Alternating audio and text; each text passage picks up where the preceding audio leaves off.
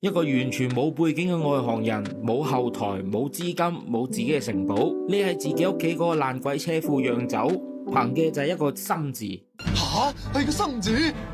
冇錯，只有用心。用咗短短4年時間，佢釀嘅酒價錢一度超越咗拉菲，短短20年之間，更加破格晉升為波爾多最高榮譽嘅一等名莊。嗰啲傳承咗幾百年，連個城堡都值幾十億嘅法國波爾多名莊，睇到呢一個成績，叫呢一班老行家顏面何存？呢個絕對係葡萄酒史上最瘋狂、最不可思議嘅神話。今日我哋 Why So Funny 就帶大家嚟認識下呢一個打破百年名莊壟斷嘅車庫酒之王 Château Flandre。當年嘅葡萄酒界個個人都叫佢做壞孩子，到底佢憑住咩嘅黑科技，搞到整個法國酒界都翻天覆地？故事嘅主角叫 Jean-Luc Tourlavin 係個姓， Jean-Luc 係個名。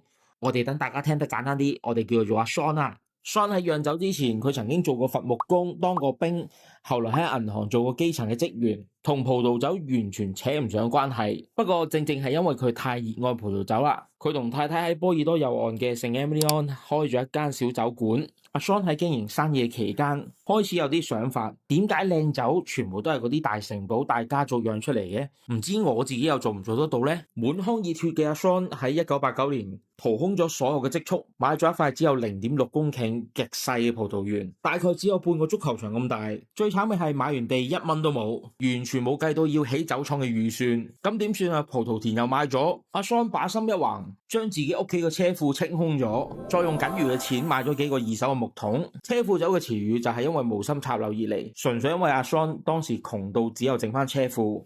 喺當時成個波爾多嘅主流酒界都當阿 Sean 係一個小丑，覺得佢喺車庫釀酒簡直侮辱咗葡萄酒。喺佢最孤立無援嘅時候，佢遇上咗佢人生最大嘅伯樂，呢個人就叫 Alain Fortier。呢個人名你唔識唔緊要，但係你一定要知道，佢就係鼎鼎大名右岸嘅神級酒莊奧桑嘅靈魂掌舵人。當時 Alain Fortier 仲未接管奧桑酒莊，佢冇嫌棄阿 Sean 喺破舊車庫入邊釀酒，反而仲覺得呢一個係可能顛覆時代嘅潛力，親自指導阿 Sean 點樣釀製葡萄酒，傳授葡萄酒嘅知識。兩人識於微時，到依家仲保持亦師亦友嘅關係。可能阿 Sean 冇葡萄酒背景嘅枷鎖，佢嘅玩法都走得好前。喺葡萄成熟之前剪走一大半，將所有嘅精華都集中喺一棵葡萄樹嗰幾粒嘅葡萄身上。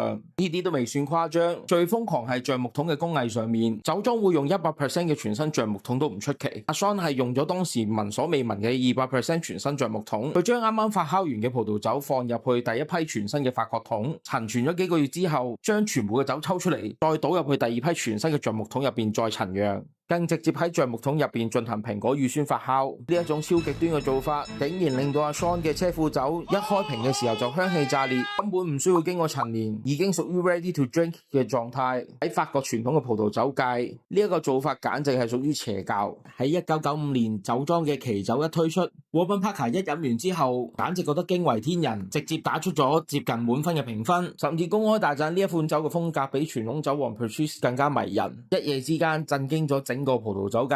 喺拍賣會上面，一度炒上過千美金一支，酒價一度超越咗拉菲。有法國嘅權威媒體更加多次俾咗佢最高嘅3星榮譽同埋評審至愛獎。阿 Sean 呢一種突破傳統嘅做法，令到佢有個花名叫做壞孩子。壞孩子呢個名改得一啲都冇錯。喺2000年嘅時候，葡萄採收前夕期間，右岸突然間落大暴雨，佢竟然買咗大批嘅防水布料，鋪喺葡萄園嘅地表上面。大家要知道，咁樣嘅做法喺法國嘅葡萄酒法律嚟講係完全禁止嘅。法國葡萄酒官方激到爆炸，直接下令將嗰年嘅葡萄酒降級為最低等嘅日常餐酒級數。阿 Sean 一於少理，支酒照出，喺酒標上面印咗大大嘅 logo， 寫住被禁止的法朗多，簡直係用行動嚟作出無聲嘅抗議。結果反而引嚟市場更加瘋狂嘅炒作，呢一支酒賣得比平時嘅正牌仲要貴。故事嘅最高潮發生喺2012年，喺波爾多聖埃米利安官方嘅重新評級當中， Château Flandre 竟然打破咗所有嘅官僚體制，正式被破格提升為聖埃米利安光酷嘅 Classe B。呢個曾經俾主流社會嘲笑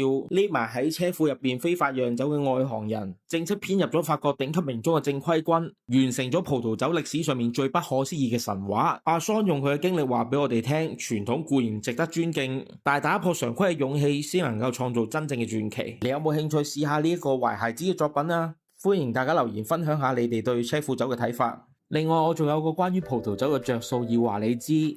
如果想買到全港最平世界名莊或者靚酒，可以加入我哋嘅私人群組，定期會收到最低嘅葡萄酒優惠。我哋嘅群組已經突破咗3000人啦，掃一掃個 QR code，快啲加入成為我哋一份子。